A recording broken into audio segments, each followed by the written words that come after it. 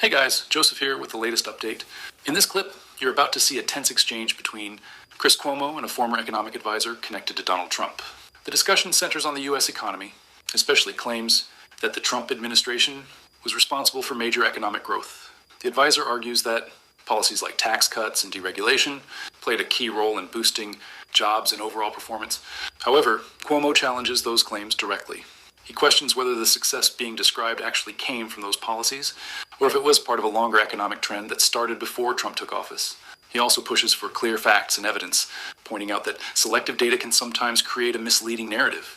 So what you're about to watch is more than just an interview. It's a clash between political messaging and fact-based questioning, where both sides try to defend their perspective. Take a look at this. Let's discuss what should be done and what the real deal is. Trump's former senior economic advisor, literally the author of Trumponomics, the book, Mr. Stephen Moore. It's good to see you, sir. Thank you for coming on instead of watching the Knicks-Sixers game. Great to be with you. So, first of all, how wrong am I about what the president could do unilaterally? What would happen, forget about politics, what would happen if he were to say, look, I'm going to sign executive orders that the way companies get regulated within executive agencies is going to be, in part, a function of how they treat workers? Well, first of all, look, bravo to what you just said. I am, look, you're exactly right. Small businesses are, baseball and apple pie in this country. And it's a unique thing about America is that we have so many millions of small businessmen, and sort of the men and women who started businesses. It's a courageous thing to start a new business. And as you said, half the jobs in America are created by small businessmen and women. So I agree entirely with you that the country can only do as well as our small businesses do. Now, look, at the same time, we have some of the greatest corporations in America. 9 of the top 10, technology companies in America today are here in the U.S., whether you're talking about NVIDIA or Google or Apple or Amazon. I want everybody to do well. I want our corporations to do well because, look, we all own them. We all have 401k plans. But you're right to say that about half of us have 401k plans. Well, but Trump has a new plan so that everybody could get a 401k plan. But yeah, but they don't. I think here's where I disagree with you a little bit. I think that it's hand in glove. The better big businesses do, the better small businesses do. If you have a pro-business environment, and Trump is a pro-business president, in my opinion, everybody can do better, and that includes big businesses, small businesses, and workers. Yeah, except they don't treat them the same.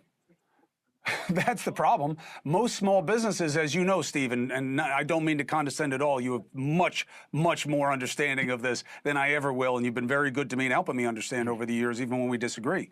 But they don't get taxed like C Corps. They're flow-through, they're flow-through entities, and it's basically like a personal income tax with a couple of extra deductions. They just don't get prioritized, and they're under incredible pressure right now, especially because of the tariffs. And I just don't understand why nothing's being done for them.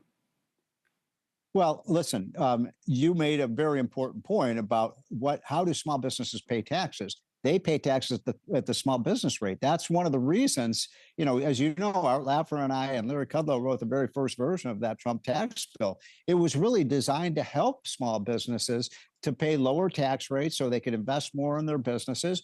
We also allowed them to write off their if they want to buy, build a new plant or purchase equipment and so on, they can build that off. So I do believe this was a pro-small business tax cut.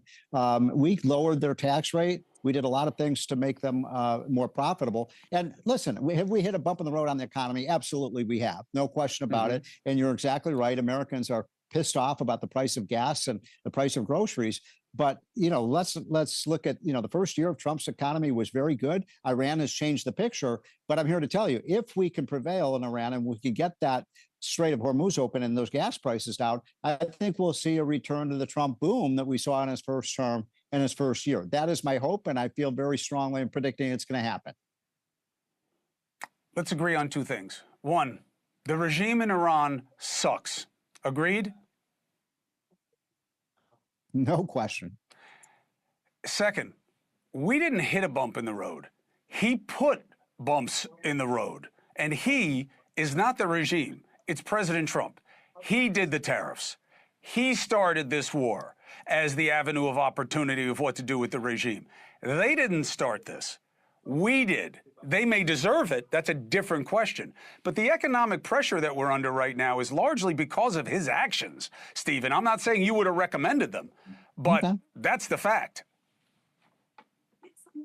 It is a fact, no question about it. And people will make up their own mind about Trump's line, which he says this is short-term pain, and certainly we're experiencing short-term pain for long-term gain. I'm right now, and I'm not a big interventionist myself, but look, if he can prevail here, if we can liberate this country from tyrants that were killing tens of thousands of their own people and had a nuclear weapon. Again, this isn't my area of expertise. I'm simply saying that if people feel that this was an important thing to do to make the world safer, yeah, there's some sort of pain here, but the world could be a better and more prosperous place with a freer Iran. But we got to get the oil flowing again, because energy is the master resource. Every time energy costs go up, prices of everything else go up. And so that's a problem, no question about it.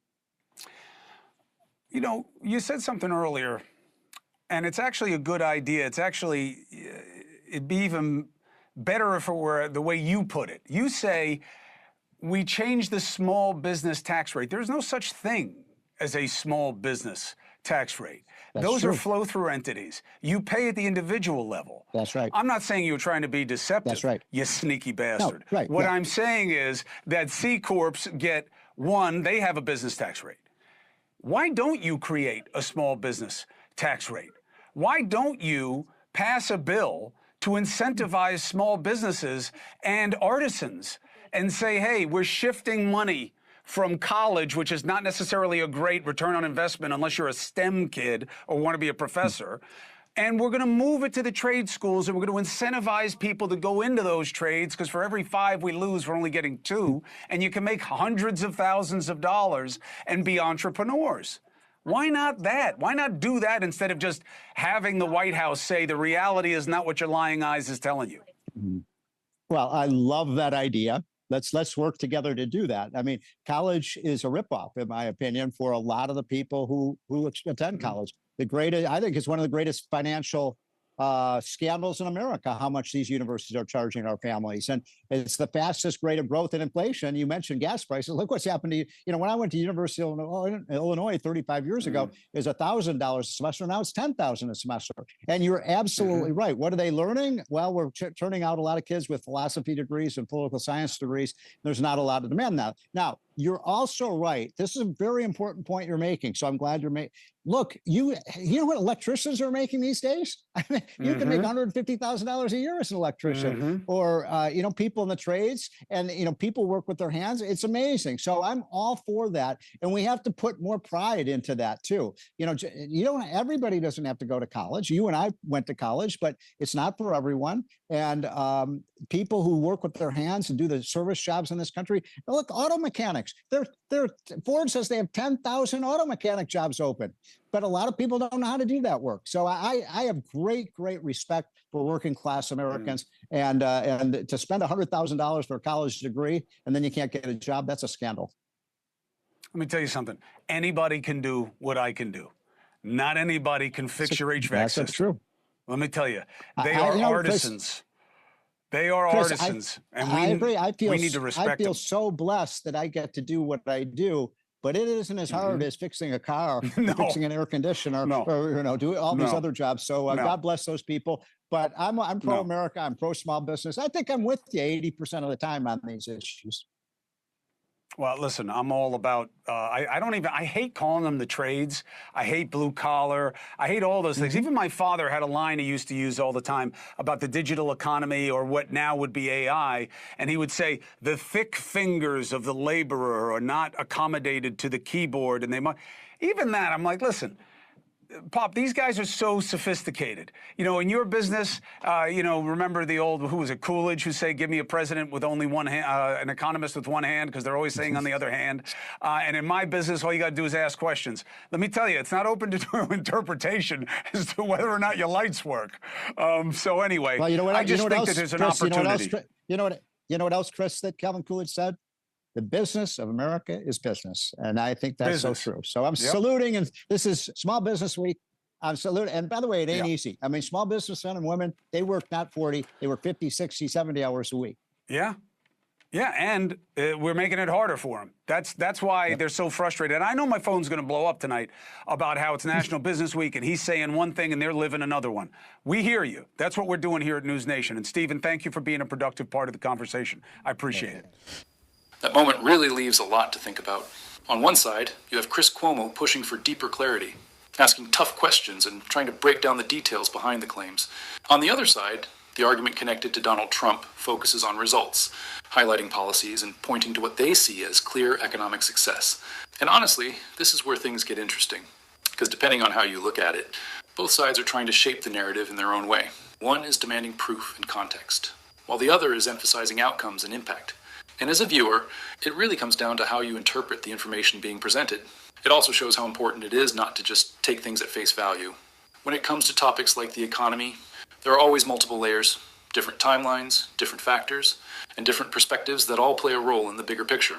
So this isn't just about one interview or one debate. It's about understanding how information is presented, how arguments are built, and how easily opinions can be influenced depending on what details are included or left out. Now I want to bring it over to you. What do you think about this exchange? Do you feel like the claims made here actually stand strong when questioned, or do you think there are gaps that weren't fully addressed? Let me know your thoughts down in the comments. I really want to hear your perspective on this. And if you made it this far, make sure you hit that like button. It really helps the video reach more people. Subscribe to the channel so you don't miss any updates like this.